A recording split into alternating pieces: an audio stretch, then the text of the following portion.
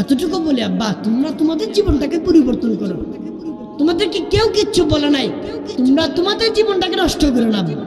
তোমাদের মা বাপ তোমাদের সাইরা দিছে, লাখ টাকা ওই চাচার বুট গেছে বিদেশ, তোমারও যাই দিব, তার অন্তর ঢুকে গেছে কাজে, তোরে বিদেশ পাঠাই দিব, আপনার টাকা সুদিয়ে আনি আর কিস্তিতে আনি আর লাভ দিয়ে আনি, যেমনি আনি তোরে বিদেশ পাঠাই দিব। তো আব্বা আপনারে বলি, আপনি যে আপনার সন্তানকে সুদে আর কিস্তিতে পাঠাইতেছেন, আপনার এই সন্তান আপনাকে বৃদ্ধাশ্রমে পাঠাইবে, বৃদ্ধাশ্রমে পাঠাইবে। আব্বা যুবক তোমরা নষ্ট হয় না, তোমাদেরকে একটা কথাই বলি, তোমাদের হাতে ধরি আর পায়ে ধরি, এতটুকু বলি ভাই তোমরা তোমাদের জীবন নষ্ট করো না।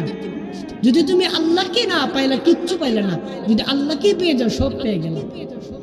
अगर तू मेरा तू सब मेरा, अगर तू मेरा नहीं तू कुछ नहीं मेरा।